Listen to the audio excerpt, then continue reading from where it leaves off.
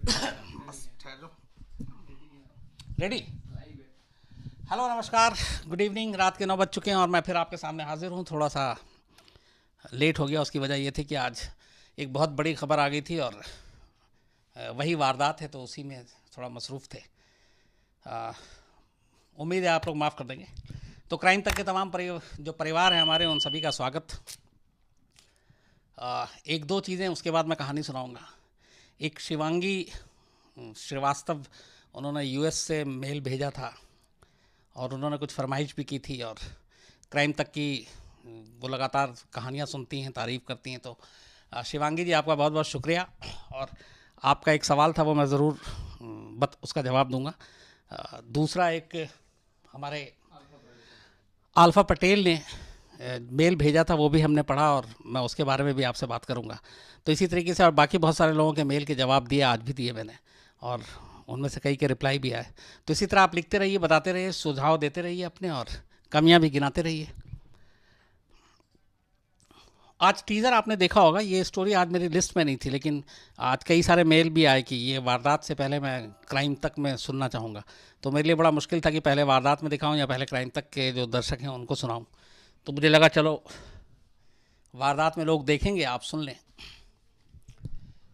ये कहानी एक हफ्ते से आ रही थी, किस्तों में, टुकड़ों में। और हाल के वक्त का ये शायद सबसे बड़ा सीरियल किलिंग का मामला है। अब बहुत ही दहलाने वाला है, बहुत ही चौंकाने वाला और अजीब सा ये मामला है पूरा। क्योंकि जो कातिल है, जो उसकी सोच है, उस सोच के बारे में सोच के भी अजीब सा लगता है कि क्या कोई सिर्फ इसलिए कत्ल कर सकता है। तो कहानी सीरियल किलिंग की है। हिंदुस्तान में एक से एक सीरियल किलर पैदा हुए हैं। किसी ने 42 कत्ल किए, किसी ने 36 किए, किसी ने 22 किए, किसी ने 18 किए। उन सब के नाम वक्त वक्त पे आते रहे। कुछ को फांसी हुई, कुछ जेल में हैं, कुछ वैसे ही मर गए। तो उन्हीं सीरियल किलिंग और सीरियल किलर की जमात का ये सबसे ताज़ा सीरियल किलर है देश का। कहानी की शुरुआत होती है 2010 से। 2010 के आसपास, फिर 11, 12, 13, 14, 15, 16, 17, इवन 18, मतलब लगभग पिछले 8 सालों में। पहले एक महाराष्ट्र में सतारा के पास, नासिक के पास, कुछ सड़क किनारे, हाईवे के किनारे, पहाड़ी इलाकों में, या कहीं जो सड़क के किनारे छोटी मोटी नदियां हैं, नाले हैं, वहाँ पे लाशें मिलने का सिलसिला शुरू होता है। लेकिन अब एक जगह पे एक लाश, फिर दूसरी लाश लाश कहीं और बहुत दूर, इवन स्टेट अलग। तो उसको पता लगाने में, उसके पीछे का मकसद, मोटिव क्या था, पुलिस के लिए बहुत ज़्यादा ये मुश्किल काम था। तो पहली 2 लाश मिलती है महाराष्ट्र में, उसके बाद फिर लाश मिलती है झारखंड में, फिर यूपी के पास, फिर आपके राजस्थान, फिर एमपी। और 8 साल में अलग अलग जगहों पे सारी लाशें मिलती जाती हैं, और उन सारी लाशों की कड़ियाँ जो है नहीं जुड़ रही थी। और बहुत सारी लाशों की तो शिनाख्त भी नहीं हुई। पुलिस ने लाश बरामद की, उसके बाद पंचनामा करके उसका अंतिम संस्कार भी कर दिया गया, लेकिन क्लू नहीं मिल रहा था कोई। और ये भी नहीं पुलिस को समझ में आ रहा था कि ये सारी लाशों की कड़ियाँ एक साथ जुड़ेंगी, क्योंकि 3-4 स्टेट में अलग अलग लाशें मिल रही थी, इवन झारखंड में भी लाशें मिली।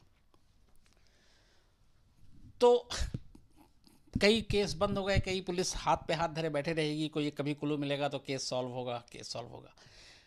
पिछले हफ्ते भोपाल के नज़दीक एक इलाके में फिर एक लाश मिलती है।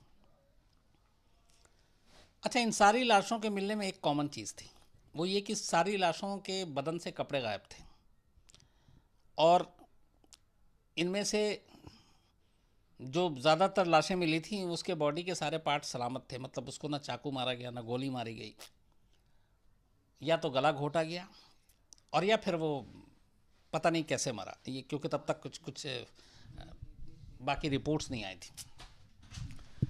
तो इंजरी नहीं थी, गला घोटने से था, और कुछ के रिपोर्ट्स आए थे, उसमें यह था कि पॉइजन है। तो ये सारी चीज़ें चल रही थी। तभी पिछले हफ्ते में एक लाश मिलती है भोपाल के करीब।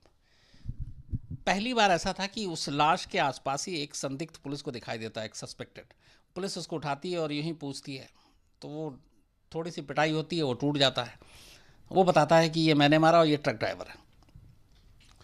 तो अब पुलिस को फिर ये लगता है कि ऐसी लाशें कई और मिली हैं जिसके बदन पे कपड़े नहीं थे, ये पहला क्लू था। तो पुलिस उसके बाद उससे और सख्ती करती है, तो फिर कहता है कि नहीं मेरे गैंग में और भी लोग हैं, हम लोग ट्रक लूटते हैं। तो ऐसे कर कर के पुलिस 3-4 लोगों को गिरफ्तार करती है। 2-4-5 कत्ल के केस खुलते जाते हैं, खुलते जाते हैं। फिर अचानक जो है एक नाम आता है आदेश खमारा, क्योंकि जितने भी लोग पकड़ रहे थे तो उन सब वो सब एक नाम लेते थे, आदेश खमारा, आदेश खमारा। तो पुलिस को लगा कि ये जो है मेन इस गैंग का लीडर है। तो अब आदेश खमारा का नाम मिल चुका था, उसका पता वता पुलिस ढूंढती है भोपाल में, उसके पते पे जाती है, वो मिलता नहीं है। पता चलता है उसके फैमिली में एक बेटा है जो सरकारी कर्मचारी है, उसकी बेटी है, बीवी है, सब एक साथ रहते हैं, लेकिन उन्हें कुछ पता नहीं अपने बाप के बारे में।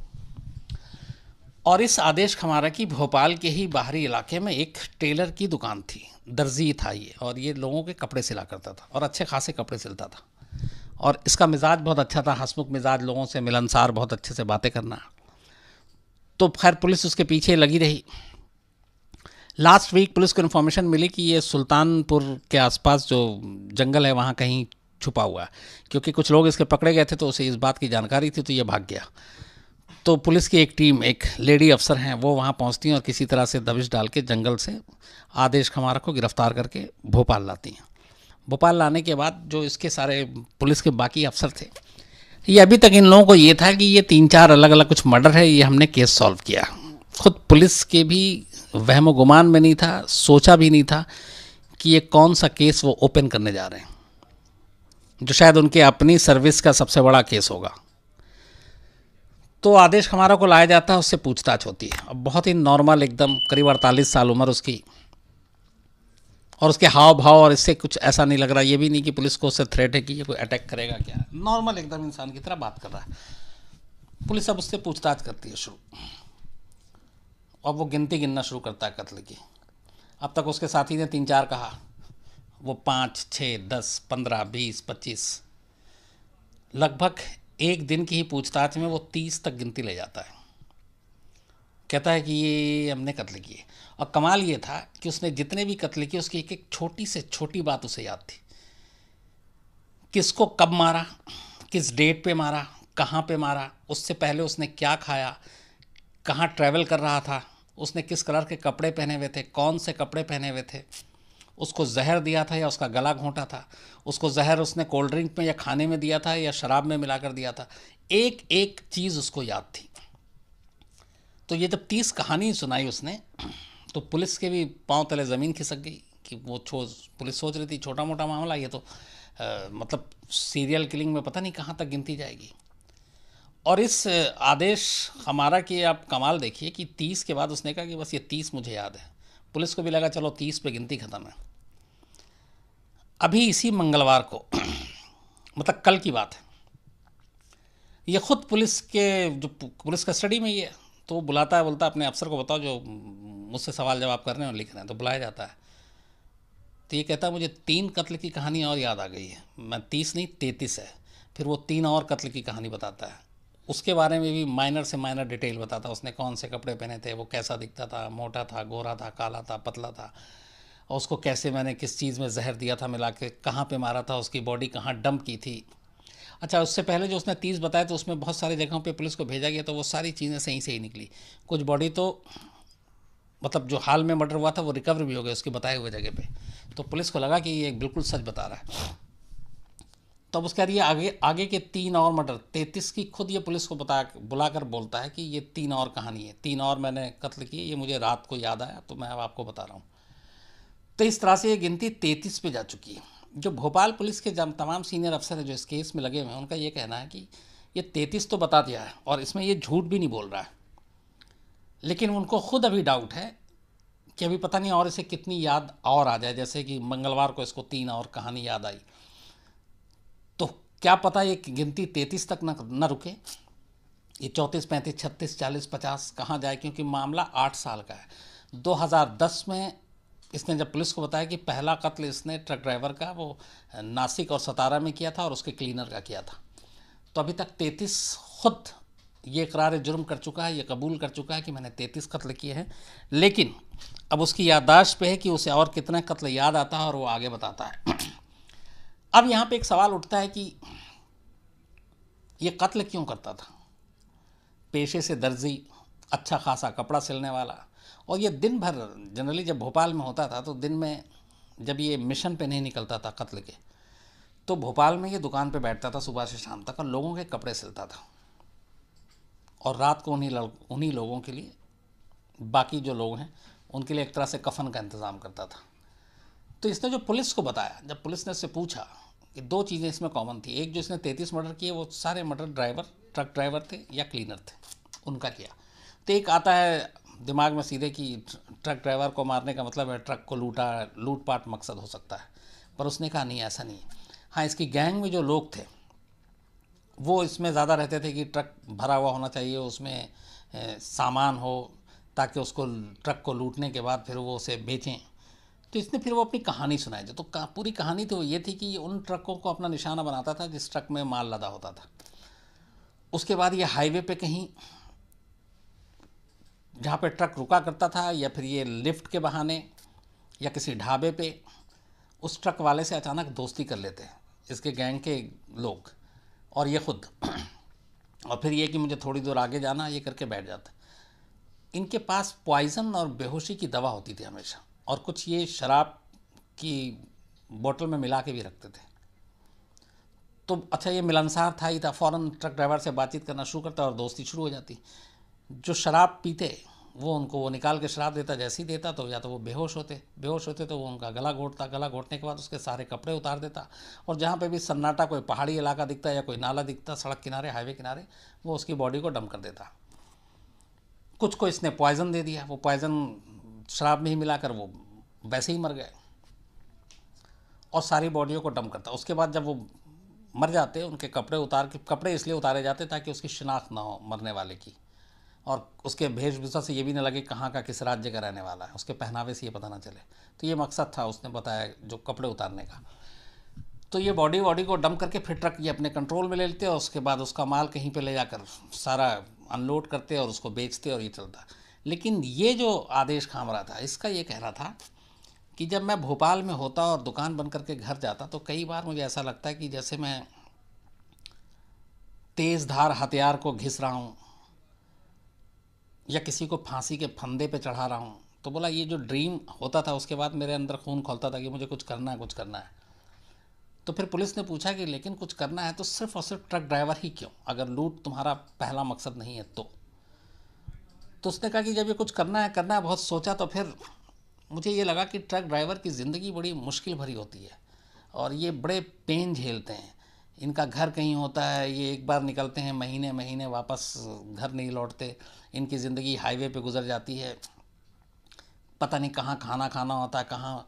तो इनकी तकलीफ़देह ज़िंदगी होती है। तो जो तकलीफ़देह ज़िंदगी होती है तो मुझे लगा कि इनको इस तकलीफ़ से निजात दिलाना चाहिए। तो इनको मोक्ष दिलाने के लिए, इनकी मोक्ष की प्राप्ति के लिए मुझे इनको मारना पड़ता था। ये उसने अपने बयान में कहा। अब आप इसको जैसे भी ले लीजिए कि उसकी मेंटल हालत क्या है या दिमागी रूप से वो सही है भी कि नहीं। हालांकि इसलिए नहीं कहना चाहिए क्योंकि अगर वो अपना मेंटल लेवल दिखाया दिमागी रूप से सही नहीं है तो उसको सज़ा से बच जाएगा वो, क्योंकि ऐसे लोगों के लिए फिर इलाज और बाकी चीज़ें हो जाती हैं और आप कड़ी सज़ा से बच जाते हैं। तो हो सकता है ये उसका ड्रामा भी हो। तो उसने मोटिव ये बताया कि ट्रक ड्राइवरों की ज़िंदगी चूँकि बहुत मुश्किल भरी होती है, इसलिए मैंने उनको मोक्ष दिलाने के लिए इन तमाम ट्रक ड्राइवर और उनके साथ जो हेल्पर या क्लीनर होते थे उनको मारा। लेकिन उसको सारी चीज़ें याद थी एक एक। अब पुलिस ने जब और इन्वेस्टिगेट किया इसके बाद, अभी भी ये कस्टडी में है, तो ये आदेश खमारा, इसके बारे में पता चला कि इसका एक दूर का रिश्तेदार है अशोक खमारा, वो अभी भागा हुआ है। उसके बारे में ये कहते हैं कि वो ट्रेन में, बस में लोगों को नशीली दवाएं खिलाकर पिलाकर उनको लूट लिया करता था और कई बार मार देता था। और उसके बारे में भी कहते हैं कि उसने कितने कत्ल किए हैं पता नहीं, लेकिन वो खुद जब तक वो मौजूद था, सामने था, अभी वो पिछले कई सालों से गायब है अशोक खमारा, तो वो दावा करता था कि मैंने 100 से ज़्यादा मर्डर किए। अब इसमें कितनी सच्चाई है कितनी नहीं ये नहीं मालूम, क्योंकि पुलिस भी इस बारे में कुछ पुख्ता तौर पे नहीं कह रही है, क्योंकि हर कत्ल के लिए सबूत और सारी चीज़ें चाहिए होती। लेकिन वो ये दावा करता था कि उसने 100 से ज़्यादा कत्ल किए हैं और ज़्यादातर इसी तरीके से बेहोश करके, और ये लूट पाट मुसाफिरों को ट्रेनों में, बस में, जहर खुरानी जैसे एक शब्द आपने सुना होगा, वो करके। लेकिन वो अब गायब है पिछले कई सालों से। तो पुलिस को पता चला कि अशोक खमारा इस आदेश खमारा का दूर का रिश्तेदार, एक चाचा लगता है। तो एक दूसरी चीज़ थी। और फिर जब पता किया गया तो पता चला कि ये जो खमारा पूरी जाति है ये बहुत मेहनतकश हैं, पढ़े लिखे लोग भी इनमें अच्छे खासे हैं। 1947 में बंटवारे के बाद ये लोग पाकिस्तान से हिंदुस्तान आए थे और हिंदुस्तान में आकर बस गए। तो खमारा जो पूरी एक जाति है ये ओरिजिनली बेसिकली पाकिस्तान से थी, बंटवारे के वक्त हिंदुस्तान आई थी और यहाँ अलग अलग जगहों पे ये बिखर कर रहने लगे। तो अब पुलिस आदेश से पूछताछ कर रही है, इनके साथियों से पूछताछ हो रही है। डर यही है कि पता नहीं और उसे कितनी कहानियाँ याद आ जाएं और ये गिनती जो है 33 के बाद और कहाँ जाके ख़त्म हो, ये अभी कहा नहीं जा सकता। लेकिन ये जो मामला है अभी तक 33 की अगर मैं बात करूं तो शायद ये हिंदुस्तान में दूसरा सीरियल किलिंग का सबसे बड़ा मामला होगा। इससे पहले मुझे याद है, आप लोग, एक फ़िल्म भी बनी थी रमन राघव, आपने देखा होगा, जिसमें नवाज़ ने रोल प्ले किया था, जिसमें बच्चों को, मुंबई का ये मामला है। रमन राघव पर 42 लोगों के कत्ल करने का इल्ज़ाम था। ये 70s की बात है, 80s की। तो 42 रजिस्टर्ड मामला मुंबई पुलिस में। तो रमन राघव के बाद अगर मैं इस, चूँकि 42 था उसमें, ये 33 है, तो शायद ये हिंदुस्तान का, अभी मुझे नहीं मालूम, शायद रमन राघव से भी आगे निकल जाए अगर उसकी याददाश्त और लौटती है और उसने और कत्ल किए हों तो। लेकिन अभी फ़िलहाल आज की तारीख में ये हिंदुस्तान का दूसरा सबसे खौफनाक सीरियल किलिंग का मामला है, दूसरा सबसे बड़ा सीरियल किलर है। अब तक 33 मौत की कहानी सामने आ चुकी है। बाकी पुलिस इंट्रोगेशन कर रही है। इंट्रोगेट के बाद जो भी नतीजा निकलता है वो पता चलेगा, जो इंट्रोगेशन होगी। लेकिन ये अपने आप में दहलाने वाला, चौंकाने वाला, और जिस तरीके से अब बाकी के राज्य की जो पुलिस है, इस तरह की जो लाशें मिली थी, अब वो भी वो सारे फाइल्स खोल रहे हैं कि क्या पता इसी गैंग ने इन चीज़ों को अंजाम दिया हो। क्योंकि जो भी हाईवे के किनारे लाशें मिली, जिनके बदन पे कोई कपड़े नहीं थे, जिनके बदन पे कोई इंजरी मार्क नहीं था, जिनकी मौत या तो गला दबा के हुई या जहर से हुई, ऐसी सारी मौतों को, चाहे वो एमपी हो, यूपी हो, छत्तीसगढ़ कह रहा हूँ, झारखंड हो, महाराष्ट्र हो, इन सारे राज्यों की पुलिस, अब वो सारी फाइल को भोपाल पुलिस ने इन्फॉर्मेशन भेजी है, उन्हें भी पता चल चुका है। तो ये सारी पुलिस ऐसे पिछले 8 साल में जो मौतें हुई हैं उनके रजिस्टर को दोबारा खोला जा रहा है। तब मालूम नहीं ये गिनती कहाँ तक जाएगी। दुआ ये करें कि ज़्यादा और गिनती ना बढ़े। लेकिन ये हिंदुस्तान का अभी की तारीख में अगर आंकड़े के हिसाब से जाऊँ तो दूसरा सबसे बड़ा सीरियल किलिंग का मामला है। रमन राघव के बाद 42 था, इसमें 33 है। अब आप मुझसे अपने सवाल पूछ सकते हैं, और उससे पहले मैं ये बताऊं कि आप लोगों के बहुत सारे आज मैंने मेल के जवाब भी दिए, वो, और आप लोग मेल इसी तरह लिखते रहें। अब बताएं जी। एक सवाल है विजय हाँ कुमार जी का। हाँ वो कह रही कि काश मैं आपको बता सकता कि 700 जवान आपको मिलके देख रहे हैं और हमारे बटालियन के कई लोग इस वक्त आपको देखते हैं। मेरी ड्यूटी 12 से 5 है, लेकिन मैं आपके शो को अभी देख रहा हूँ और मैं बहुत उत्साहित हूँ आपके शो को देख के। विनायक कुमार जी नमस्कार। और आप अपनी पूरी बटालियन के साथ ये शो सुन रहे हैं, देख रहे हैं, मुझे बहुत अच्छा लगा। और आपने पहले भी मेरी आपसे बात हुई, आपका सवाल था। बस इसी तरह अपना प्यार देते रहें और सुनते रहें। और हम लोगों के लिए इससे बड़ी और अच्छी चीज़ और कुछ नहीं होती, क्योंकि हम सब आप लोगों की वजह से हैं। आप लोग हैं तो हम लोग हैं, और आपका प्यार है इसलिए हम लोग यहाँ पर हैं। तो बस इसी तरह देखते रहिए। और आपकी पूरी बटालियन को भी, जो लोग आपके साथ इस वक्त देख रहे हैं, उन तमाम लोगों को भी मेरा नमस्कार, और उन सबको भी बहुत सारा प्यार। सर वो कह रहे कि ऐसे लोग भी हमारे बीच में होते हैं, यकीन नहीं होता, इनको फांसी मिलनी चाहिए। कौन है ये? कूल निक आईडी। इनका सवाल ये, इनका कहना है कि ऐसे लोग भी हमारे बीच में हैं और ऐसे लोगों को फांसी होनी चाहिए। सीरियल किलिंग के अब तक जितने भी मामले हुए हैं इस तरीके के बड़े, जो मैंने आपको बताया, उसमें कड़ी से कड़ी सज़ा ही मिली है। तो मुझे लगता है कि इस मामले में भी अभी तक तो, हालांकि ये भी है कि कातिल खुद एक्सेप्ट कर रहा, कोर्ट में जब मामला जाता तो बयान बदलते देर नहीं लगता। लेकिन पुलिस को इसीलिए सबूत इकट्ठा करने की ज़रूरत है ताकि इन लोगों को कड़ी से कड़ी सज़ा दिलाई जा सके। और इसके लिए 4-5 राज्यों में इस पूरे मामले की जांच होगी, एक पुख्ता सबूत इकट्ठा होगा, गवाह होंगे, और तब मुझे लगता है कि शायद कड़ी सज़ा मिलेगी। सर एक दो सवाल है आपके। पहला, रत्नी खापड़े जी हैं, हाँ। वो पूछे sir I hate crime stories, but जिस तरीके से आप कहानी सुनाते हैं मुझे बहुत अच्छा लगता है। रत्नी जी हैं, और सर विराट कोहली आईडी के नाम से पूछे सर, विराट के जो उग्र होने पे आप क्या कहेंगे?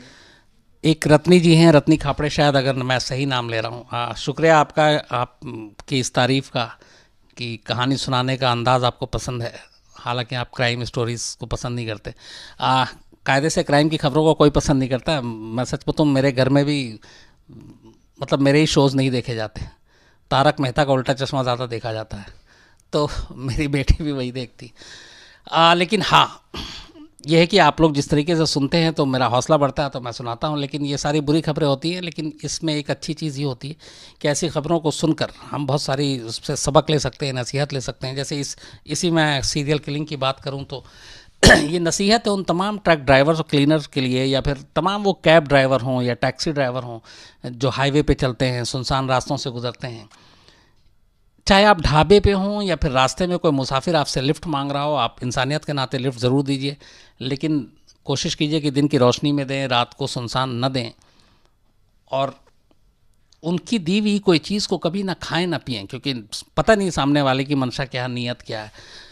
तो ये नसीहत है कि आप अनजान लोगों से जब आप ट्रैवल कर रहे हैं, इवन सिर्फ मैं ड्राइवर्स या क्लीनर्स की बात नहीं कर रहा हूँ, मैं आम लोगों की भी जो ट्रैवल करते हैं ट्रेन में, बस में, किसी भी ऐसे ही पब्लिक ट्रांसपोर्ट सिस्टम से आप लोग अगर जा रहे हैं, तो किसी भी अनजान लोगों की दी हुई चीज़ को खाना पीना एक तरह से बहुत बड़ा रिस्क है, क्योंकि क्या पता उसके बाद उसमें कौन सी दवा मिली हुई है, आपकी बेहोशी की दवा है, जहर है, तो उसमें बहुत बड़ा रिस्क होता। तो ये इस पूरी कहानी से, सीरियल किलिंग की, हमें ये नसीहत मिलती है कि हम ऐसी चीज़ों को लेकर बहुत सावधान रहें। एक विराट कोहली की, विराट कोहली के लिए कि आप उग्र हैं। मैं विराट कोहली को लेके उग्र कभी नहीं रहा हूँ। मैं इंडियन, अच्छा वो उग्र हो गए थे। देखिए, जब सीरीज़ 4-1 से हारे हैं और सवाल चुपते हुए ही होंगे, क्योंकि हर हिंदुस्तानी चाहता है कि उसकी टीम जीते, मैं भी चाहता हूँ। तो जब टीम हारती है तो गुस्सा आता है, और जिस तरीके से एक तो टीम चलिए अच्छा खेल के हारती है तो कोई बात नहीं, जैसे पहला टेस्ट हारे थे, हमें सिर्फ 30-31 रन से फाइट किया था। लॉर्ड्स में हम बुरी तरह से इनिंग डिफीट हुआ था, लेकिन उसके बाद 60 रन से हारे, उसमें भी फाइट किया था। लेकिन बात सिर्फ वो नहीं है, बात आपकी एटीट्यूड की है। आपने जिस तरीके से टीम का सिलेक्शन होता है, फिर जिस तरीके से खामखा के बयान, स्टेटमेंट जारी होते हैं, तो उससे थोड़ा अफसोस होता है। तो ऐसी चीज़ें जब होती हैं और मीडिया का सामना करना है, तो आप मीडिया इस तरह के सवाल तो पूछेगी, क्योंकि देखिए मीडिया बीसीसीआई की एम्प्लॉय तो है नहीं, उसका काम है क्रिकेट के चाहने वालों की तरफ से सवाल उठाना। करते हैं, अब सामने वाले को अच्छा लगे बुरा लगे। सवाल है कि आप 24 बटालियन सीआरपीएफ के लिए कुछ बोल दीजिए, क्योंकि वो लोग सब देख रहे हैं। एक सवाल आया 24 बटालियन सीआरपीएफ की तरफ से, और क्या उनके बारे में मतलब मुझे बड़ी खुशी हुई। 24 बटालियन सीआरपीएफ के लोग भी कहानी सुन रहे हैं और उन्होंने ये भेजा है। मैं, जितने भी हमारे आर्म्ड फोर्सेस हैं, हम सभी हिंदुस्तानी प्यार करते हैं, लेकिन मेरा थोड़ा ज़्यादा अलग है, इसलिए कि मेरी जो अपनी पूरी क्राइम रिपोर्टिंग का सफ़र है, उसमें मेरे ज़्यादातर वक्त जो है या तो पुलिस के साथ गुजरे, या क्रिमिनल के साथ, या फिर आर्म फोर्सेस के साथ, चाहे वो सीआरपीएफ हो, सीआईएसएफ हो, बीएसएफ हो। अब इन लोगों में से बहुत सारे मेरे दोस्त भी हैं, लगातार बात भी होती रहती है। और आप लोगों ने भेजा, मैं चाहता हूं कि आप लगातार जुड़े रहें, और अपने आपकी भी अगर कोई ऐसी स्टोरीज़ आपको लगता है तो वो भी ज़रूर आप बताएं। मुझे खुशी होगी आप लोगों की फरमाइश को पूरी करने में। तो आप सब अच्छे रहें, अपना ख्याल रखें, और इसी तरह से देश की सेवा में जुटे रहें, और जब भी हम लोगों को मौका मिलेगा हम भी ज़रूर। सर, आपकी आवाज़ ऐसी अच्छी लगती है अभी सुनने में, लेकिन वारदात में आप ऐसे खौफनाक तरीके से बोलते हैं। ये अदनान साहब कह रहे हैं कि मेरी आवाज़ वैसे इनको अच्छी लगती है, लेकिन वारदात जब पढ़ता हूँ 11 बजे तो वो खौफनाक टाइप लगती है। मैं ऐसे ही लगभग वारदात में भी पढ़ता हूँ। हाँ, थोड़ा सा ये है कि इस वक्त मैं बहुत ज़्यादा आपसे वैसे ही बात कर रहा हूँ जैसे मैं, और लेकिन लोग ये कहते हैं कि जब मैं स्क्रीन पे भी पढ़ता हूँ या अपने शो के एंकरिंग करता हूँ तो बहुत ज़्यादा फ़र्क नहीं होता, इसलिए कि मैं वहाँ पे भी बहुत ही ज़्यादा लापरवाह टाइप का होता हूँ, और बस मुझे प्रोड्यूसर क्यों देता है और मैं शुरू हो जाता हूँ। ये नहीं सोचता हूँ कि मुझे ऐसे बोलना है या वैसे बोलना है, बस जो बोलना है बोल देता हूँ। तो थैंक यू अदनान साहब, लेकिन मुझे लगता है कि दोनों में ज़्यादा कोई फ़र्क नहीं है, लाइव यहाँ पे या फिर आज तक पे वारदात में, दोनों लगभग एक जैसा है। सर, एक सवाल है अनिल बजाज जी का कि सर अब तक दुनिया के सबसे बड़ा सीरियल किलर कौन था या कौन है? एक अनिल बजाज साहब का है कि अब तक दुनिया का सबसे बड़ा सीरियल कौन था या कौन है, मुझे एग्जैक्ट जानकारी नहीं, लेकिन जो मैंने पढ़ा है धुंधली सी याद है मुझे अभी। मैं इसके ऊपर वापस लौटूंगा, लेकिन ये शायद 1770 या 80, 1770-80 की बात है, जब कोई यूरोपियन था जिसने 160-70 या 175 लोगों को मारा था, और कहते हैं कि वो दुनिया का सबसे बड़ा सीरियल किलर था। मैं उसकी पूरी एक बार कहानी को रिकॉल कर लूँ ताकि मैं आपको फैक्ट्स के साथ सुना सकूं, लेकिन मुझे लगता है कि ये वही था जिसने 170-75 लोगों को मारा था। और दूसरी बात ये कि ये जो मैंने आपको पूरी कहानी सुनाई है, ये तो आपको मैंने सुनाई, लेकिन आप इसकी पूरी जो विजुअल है, तस्वीरें हैं, वो सारी चीज़ें आप वारदात में देख सकते हैं रात 11 बजे। चूँकि आज कहानी यही है कि कैसे एक दर्जी जो दिन में कपड़े सिलता था रात को लोगों को कफन पहनाने लगा। तो कहानी अजीब सी है, लेकिन आज यही है, तो सुनिएगा। और इसीलिए आज इस शो में भी ज़्यादा बिजी, काम भी बहुत है, तो आज मैं थोड़ा आपसे अब जल्दी इजाज़त भी लूँगा। चलो 2 सवाल बताओ। सर, एक जयशंकर पे आप कब सुनाएंगे कहानी? जयशंकर कबीर जी का सवाल है, और एक गुलशन कुमार जी के ऊपर बहुत बहुत सवाल आते हैं। अच्छा, गुलशन कुमार और जयशंकर कबीर साहब का ये सवाल है। और एक सर, एक सवाल ये है।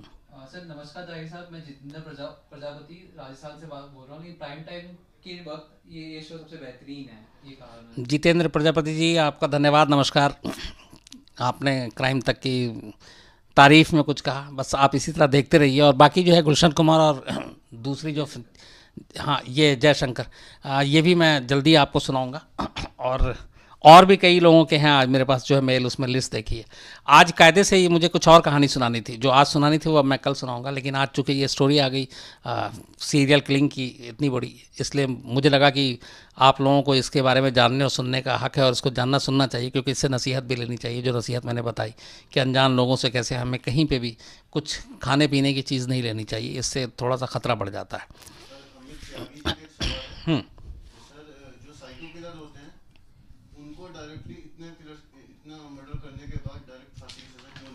और अगर कोई मेंटली रिटार्डेड है और वो कोई जुर्म करता है तो उनको क्यों एक सहूलियत दी जाती है?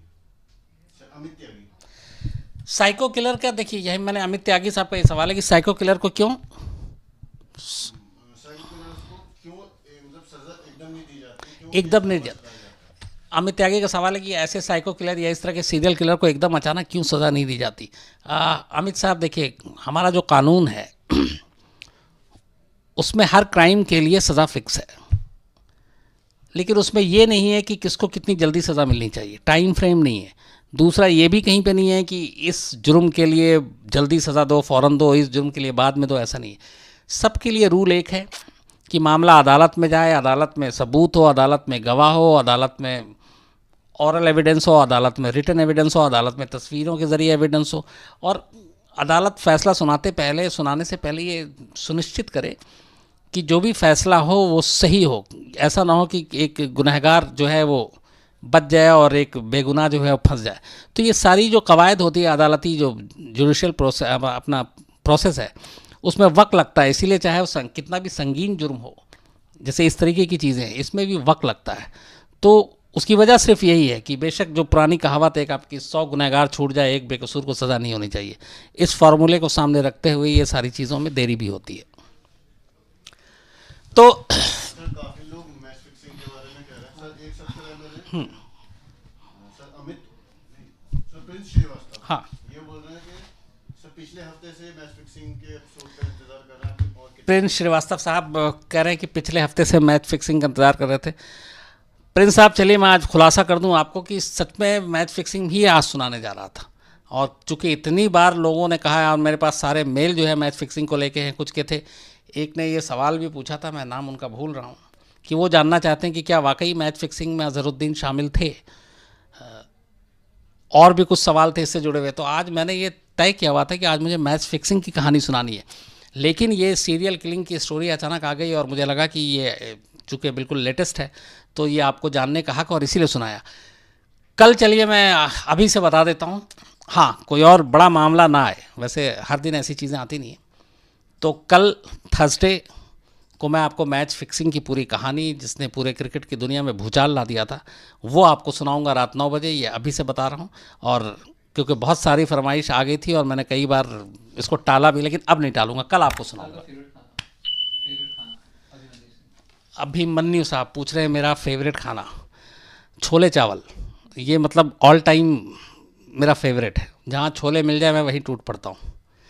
तो कल मिलते हैं 9 बजे मैच फिक्सिंग की कहानी के साथ। और आज वारदात आप देखिए इसी सीरियल किलिंग पे। सामने से कुछ कह रहा है आसिम। पंकज मिश्रा जी का सवाल है सर, रिपोर्टिंग करते हुए या रिपोर्टिंग के बाद कभी कोई स्टोरी के लिए पॉलिटिशियन ने मैनिपुलेट करने के लिए फोर्स किया?